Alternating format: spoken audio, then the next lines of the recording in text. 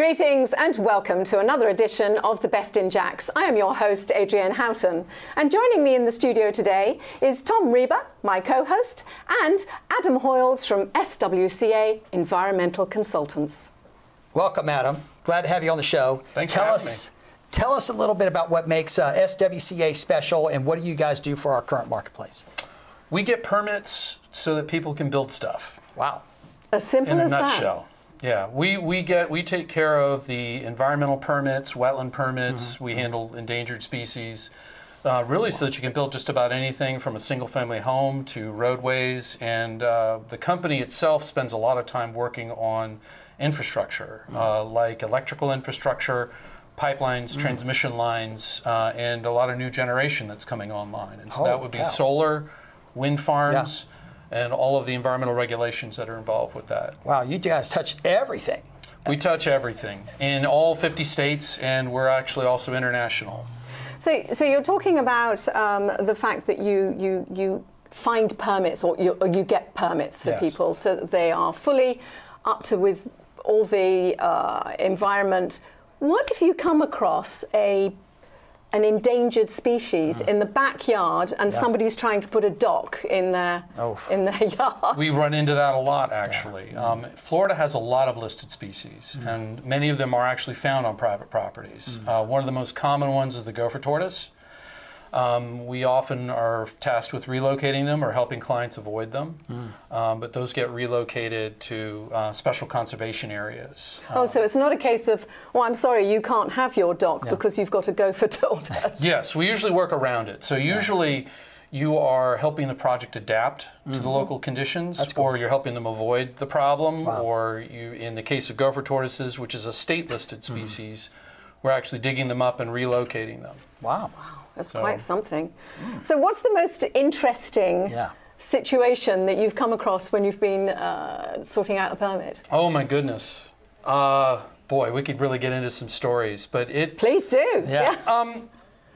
You know, it is surprising to a lot of people that the same service that we provide to bigger developers is also necessary by the city itself. Wow.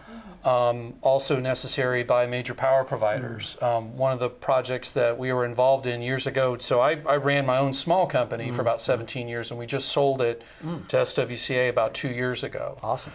But back when it was my own small company, we actually worked with the stadium, the current scoreboards that we have. What's not really well known is the stadium is actually located on a lot of contaminated soil, and there's a lot of contaminated water down there. And so there was dewatering done to remove the water so they could put the footers in for the stadium. And what a lot of people don't realize is that stadium and the structures there are almost as high below ground as they are above ground. Wow. Is that why it took so long? It took a long time to build that, and we were managing the dewatering process for those scoreboards. And so, you know, that's a case where you have an environmental consultant involved in a project where it's not obvious that there would be a project needing that skill set. Yeah, that's magnificent. So how did you get into this business? I mean, you said you had your own business before it became SWCA. Well, I mean, I grew up here in Jacksonville. Wow. And don't find that much. When I was in college, it was engineering for me, but that was clearly not working out. No. And so my mother told me I needed to find something I really enjoyed. Oh, wow. Which put me into the wildlife program, and it sort of brought me back to my childhood. And I wanted to find a career where I could get paid to play in the woods, as I like to put it. So I became a wildlife biologist. And through a long series of events, it was working as a botanist for a while at Camp Landing. You don't hear that often either. Yeah, worked on the fishing boats in Alaska as a fisheries biologist. So if you've ever seen Deadliest Catch, that's the kind of weather we were dealing with. Wow.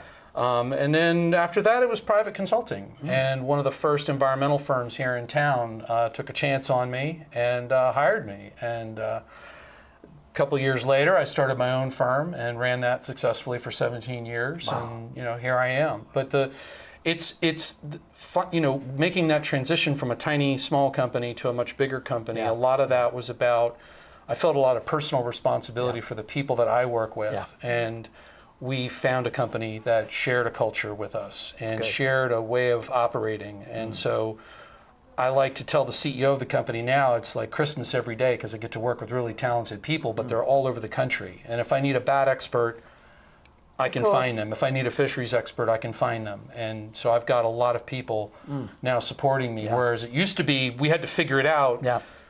Now I've got people I can call. I've got a deep bench that I can lean on. Yeah. So well, what's the one thing going into 2024 and beyond that's going to evolve in your business? the big thing right now for the company overall is figuring out international operations. Cool. So that's new. They did an acquisition for our ALO advisors, and they do a lot of resiliency and sustainability work for national corporations. Wow. So they help people internationally. So that's a big corporate thing that's going on, but locally, really solar is picking up in Florida. So you do residential and corporate? Yes. If there's somebody out there that's watching this and would like to know how to get hold of you, how do they find you? SWCA.com/Jacksonville. Yep, okay. And that puts you in touch with our office. Adam, it's been an absolute pleasure. Awesome. Thank you. Love it. Great job. And thank you for watching the Best in Jacks. We'll be right back after the break.